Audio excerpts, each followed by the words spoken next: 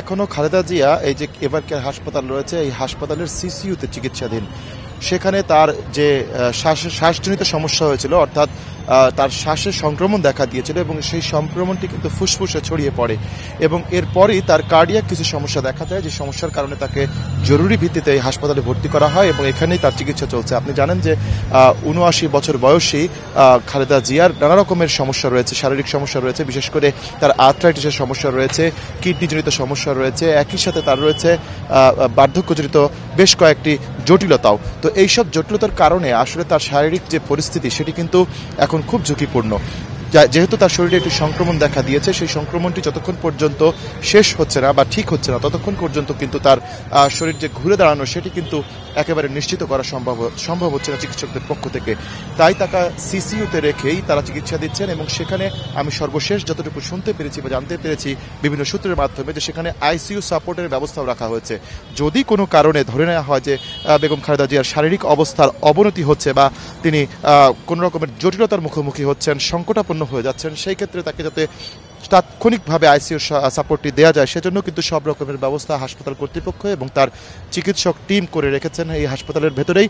এবং বেগম খালেদা জিয়াকে কিন্তু সেখানে আমরা সবশেষ যে তথ্যটি জানতে পেরেছি বিভিন্ন সূত্রের মাধ্যমে, যে সেখানে রয়েছেন তার ছোট ছেলে আরাফাত রহমান কোকোর স্ত্রী রয়েছেন সেখানে শামিলা রহমান, এবং তার সাথে ছোট ছোট করে খুব স্বল্প সুরে অর্থাৎ আস্তে আস্তে তিনি কথা বলছেন। যেখানে তিনি আগে একটু ভালো করে জোর দিয়ে কথা বলতে পারছিলেন গতকালকে, সেটি কিন্তু আজকে কিছুটা কমেছে, অর্থাৎ তিনি খুব আস্তে আস্তে করে কথা বলছেন, তার ভালো লাগাগুলো কিংবা তার খারাপ লাগার অনুভূতিগুলো সেগুলো বলছেন। তবে বেশিরভাগ সময় তিনি ঘুমিয়ে কাটাচ্ছেন বলে আমাদেরকে সূত্রগুলো নিশ্চিত করেছে।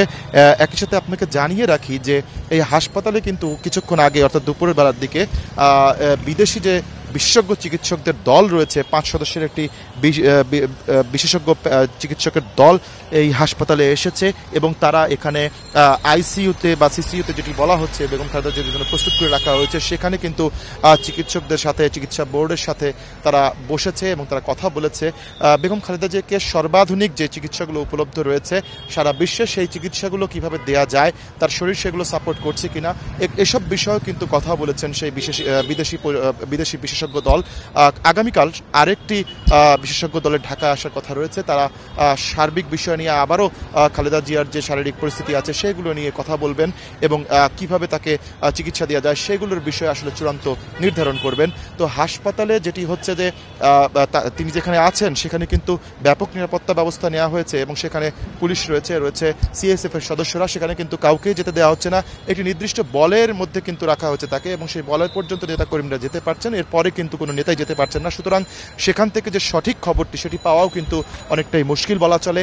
এবং আপনি দেখতে পাচ্ছেন আমার পেছনে এভারকের যে গেট রয়েছে, এই গেটে কিন্তু এখনো বেশ কিছু নেতাকর্মীদের ভিড় আপনি দেখতে পাচ্ছেন এবং তাদেরকে যদিও বারণ করা হচ্ছে এখানে থাকার জন্য, তারপরেও তারা কিন্তু নেত্রীর প্রতি ভালোবাসার জন্য হোক কিংবা দলীয় প্রধানের জন্য চিকিৎসার যে সর্বশেষ পরিস্থিতি সেটি জানার জন্য হোক, যে কারণেই হোক না কেন এখানে এসে কিন্তু তারা ভিড় করছেন এবং খালেদা জিয়ার শারীরিক অবস্থার পরিস্থিতি কিন্তু জানার চেষ্টা করছেন। তো এই ছিল আমার কাছে এভার কেয়ার হাসপাতাল থেকে সবশেষ